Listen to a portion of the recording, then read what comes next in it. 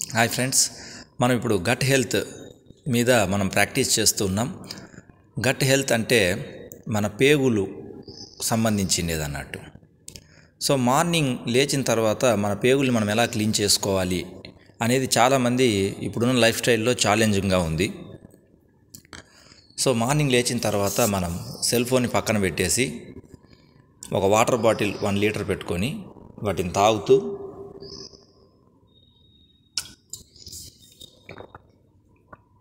ప్రశాంతంగా నడుస్తూ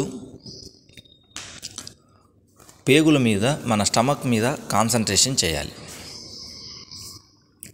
ఇలా మనకు మోషన్ చాలా అర్జెంట్ అయ్యేంత వరకు అలాగే చేయాలి.